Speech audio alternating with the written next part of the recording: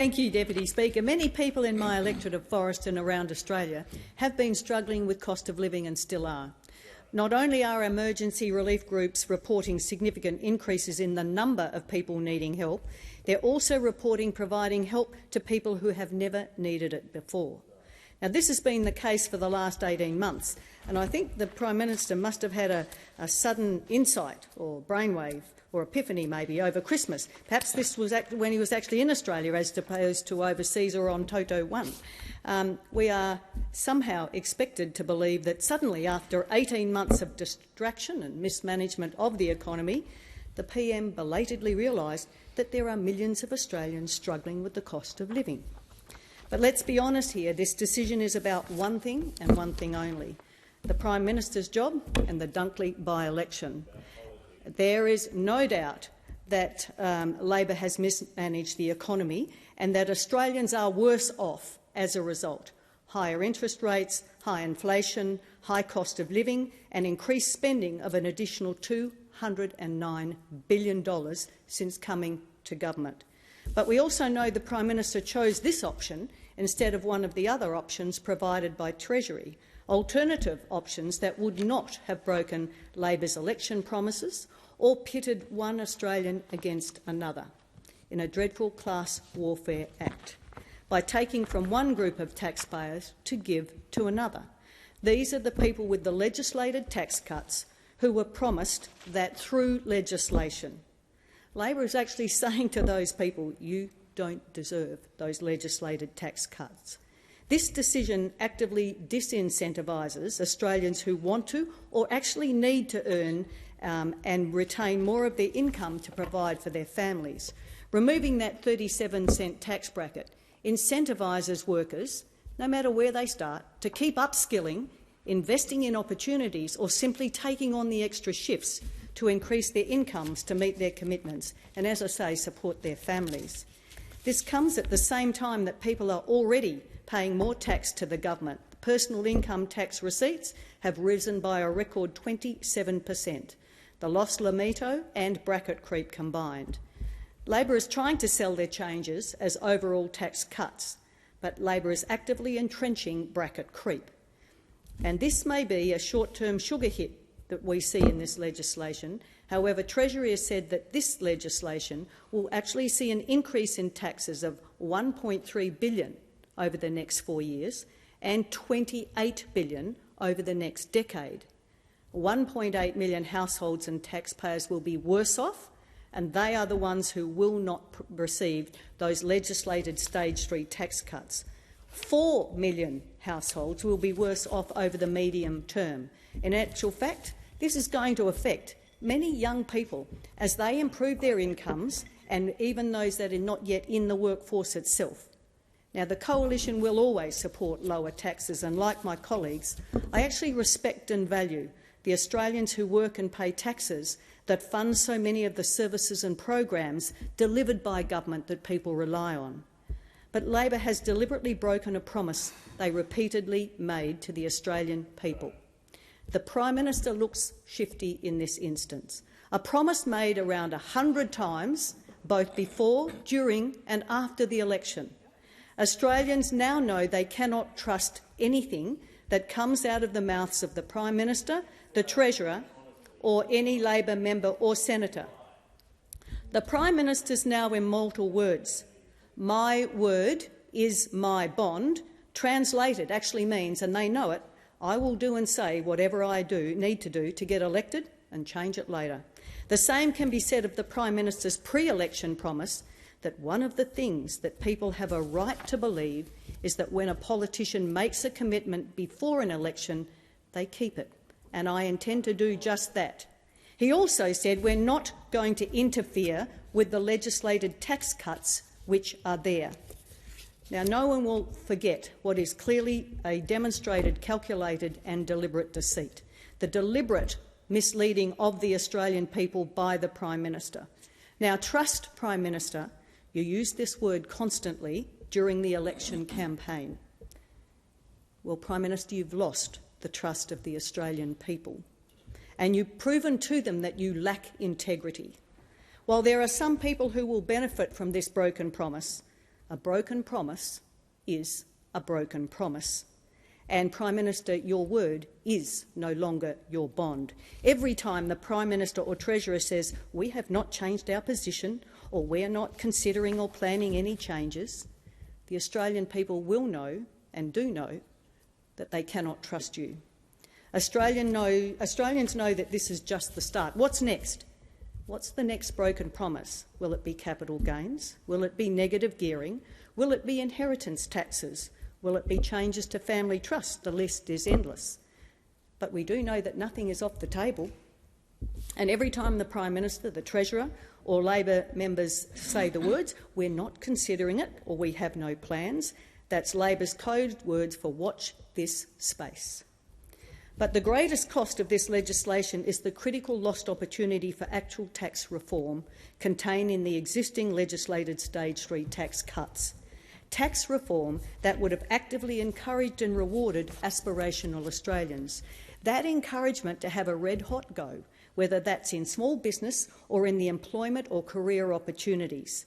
The tax reform that would have encouraged every hard-working, tax-paying Australian earning between $45,000 and $200,000 because the 37 cents in the dollar tax bracket would have been removed. For people just doing overtime or taking on an extra shift, there would have been no actual booby trap in that pay packet through that bracket creep. This would have been actual, genuine tax reform, a genuine incentive for hard-working, aspirational Australians, and I encourage every one of them to address that, the disincentive of bracket creep that they face. For workers who would have been able to keep more of their own money, the money they've actually earned through their own efforts. Bracket creep is now still the biggest problem, thanks to Labor. Well, why work harder and longer, earn more, just to give it to Labor to waste or hand to someone else? Right? Even worse, it's a great break on productivity. We are further away from a tax system that is fit for purpose right now and into the future. From those who work hard, train or study or move on to better paying roles in their chosen jobs or careers. The people who want to start and grow their own business. The many talented tradies who are in such short supply, for instance. These are the people who are prepared to take the risk, invest their own money and start their own small business and build it up. And we see those young people so often in the Small Business Awards, and hallelujah to them. They may have to mortgage their house, their car and perhaps their kids to have a go, but have a go they do.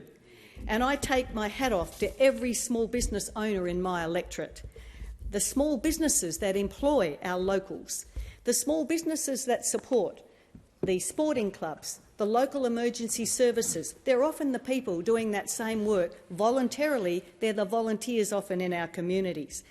They support our local jobs by creating local jobs in our regional communities.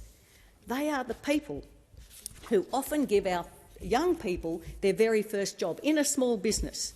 They also can be those wonderful people that give more mature, older people their last job, critical in our economy and critical in our small communities. And that actually helps drive productivity and leads to real higher wages for their workers. I want to see more young people able to get ahead. However, the PBO SMART model shows that Australians over 25 to 55 will be worse off on average as a result of Labor's legislation. The first two stages of the income tax changes that we made went to lower income earners. 12 million Australians benefited from stages 1 and 2 of the coalition tax reforms, and that delivered over $40 billion in tax relief to low and middle income earners. People on $70,000 have actually kept more than $9,000 of their income as a result, and 10 million Australians earning below $120,000 received tax relief through the low and middle income tax offset, that cost of living offset that was so critical to them, that included people, 8.2 million people earning below $90,000. Now, we know that Labor promised on at least 97 times that they would reduce electricity prices by $275. They repeatedly promised that they would lower electricity prices, and they haven't. The Prime Minister won't even mention that figure. The Prime Minister also promised cheaper mortgages, but that hasn't happened either. When you talk to people in my electorate, and I listen to them, the ones that have a mortgage are really struggling at this time, having to change what they do in their family and in their life because of the cost of interest rates on their mortgages. So, Deputy Speaker, as someone who's spent a significant amount of time warning people of all ages about the dangers of online scams, I want to finish with the very accurate analogy drawn by the member for Barowra in his contribution. He spoke about the scams that Australians face every day, where online scammers make promises to deliver or do something, or who are actively pretending to be someone they're not. Throughout the scammer keeps reassuring their victim there's nothing to fear, there's no problem. Simply all the victim has to do is trust the scammer. Well, in this instance, the Prime Minister is the scammer. And that is what this legislation is about Labor's dreadful scam and deliberate deception of the Australian people for the Prime Minister's short-term gain.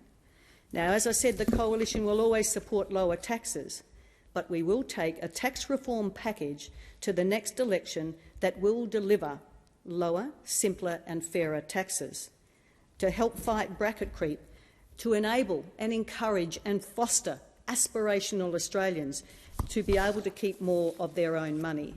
And I do know, Mr Deputy Speaker, that the policies in this tax space and other will actually have a major impact on regional and remote parts of Australia. I've been farming in this country with my husband and family for 50 years. I'm a very mature age person. However, given the changes that Labor has made repeatedly and their policy decisions, I have never seen rural and regional Australia under as much pressure as we are now for so many reasons. And I've never seen the small and medium businesses. Small business has always been tough, but right now it's tougher for so many than it's ever been. And so I just want to encourage all those small and family business people who may be watching or listening tonight. We actually value and respect every single thing you do. And for the farmer in my electorate, the dairy farmer, who has been constantly under pressure from various means, he produces enough milk every year to feed 60,000 people.